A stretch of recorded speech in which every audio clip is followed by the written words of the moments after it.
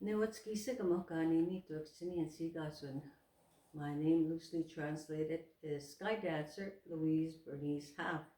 I'm the author of these books, and the character I'm going to read in this particular book, Blue Marrow, Blue Marrow is an epic poem full of different voices. Petticoat grandmother, her voice ice droplets in spring rain. My teeth have dropped from years of tanning hide, but I lift that teacup proper like, and my breasts are bound.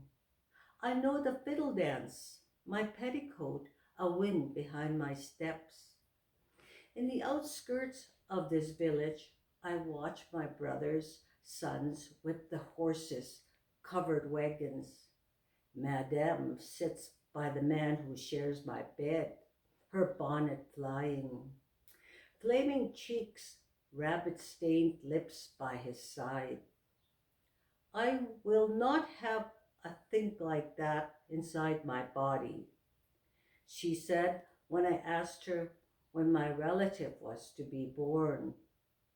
And though I am no longer the bride, my moccasins fly. Keeper of the story, Hatsumonis. They hobbled, limped, shuffled, pink, purple, blues, red, yellows, white, black, printed, blazed calico dresses, shawls, kerchiefs, blankets, dried flowers, old sweat, and sweet perfume. They teased, laughed, joked, and gossiped, ran their fingers through each swinging hand. Pipe smoke swirled, men drumming our songs. I watched them, hundreds of my husband's family. They traveled across Canada, the United States, rejoiced at recognizing one another, some for the first time. Each has brought a book they've lovingly compiled. It contains the history of their migration from England, Norway, and into the Dakotas. They are scattered throughout Turtle Island. They marvel at the trek of their ancestors. The click of wine glasses echoes through the arbor of this large family gathering, and 5 Indians. I, the eldest, my children, and 2 other Indian youth. They are not yet aware of how this affects their lives. Who are we?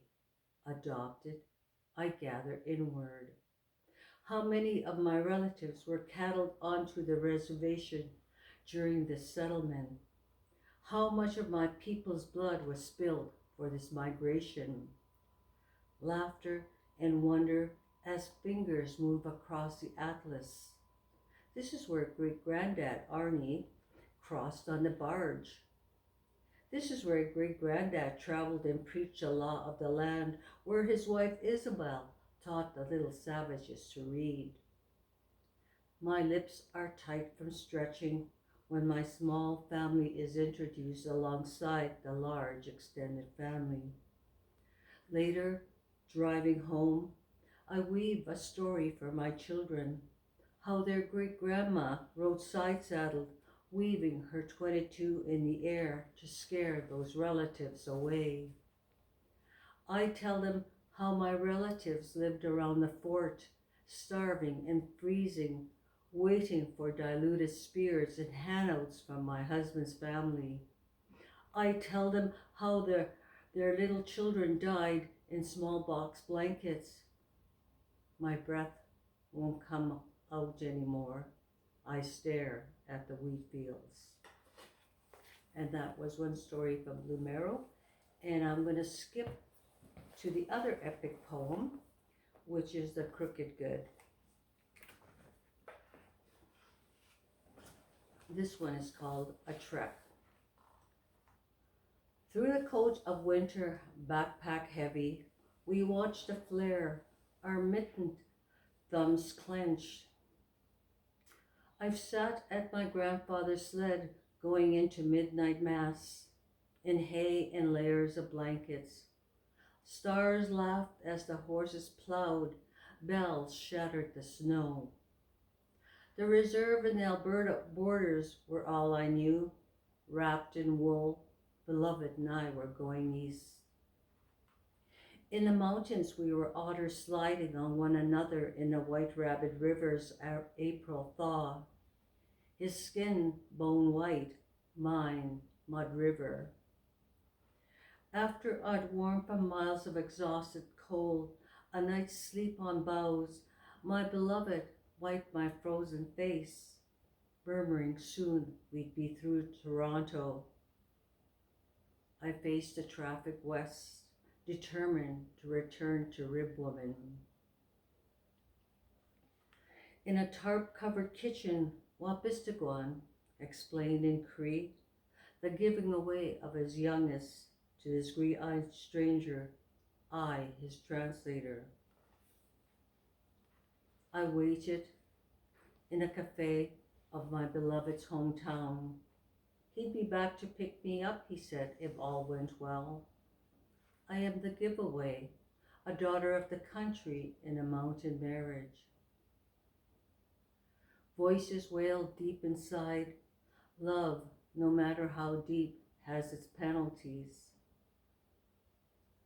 A woman ran up the stairs, singing muffled songs of her wayward son. The song clung to each step as if a church organ broke from strain. We loaded the stone boat with my meager belongings, hiked a spin's crutches, and lifted her brokenness. She saw beyond trees, over mountains. The woods witnessed this wedded walk. The table is set with finery. I've seen this in the rectory of nuns and priests. My beloved's jaw is clenched. I am the only one who sees it. The man leans and asks, "What does your father do?" I watched my father, white hair's lovely burnt muscle, lift the sugar beet hoe as he labored in the excited sun. For a penny or two he skinned stretched beaver, walked in thundering cold to find a ride to the sick building. I lay soaked in whooping cough. My English is not good enough, I answer. My father is a common laborer and lives on Skid Row. Newcomb's voices keep interrupting, eager to have their say. I see them, giveaway brides, starry-eyed as I, as they trug behind their fur trader husbands. My beloved lies beneath my neck. He breathes slowly, gently. Flesh between my legs shifts. I gather him, blend his body back into mine. Indian girls, oh how I love those Indian girls. Newcomb wore beads, gems, silk, an Englishman's bride. Poured tea from pewter. She served the governor duck she caught while bathing. In Indian summer, she donned her bustles, stripped off her gloves, conjured the nightly spirits for the dead, called all of her relatives to feast. Ekuse, all my relations, ¿cómo estás? Ay, ay.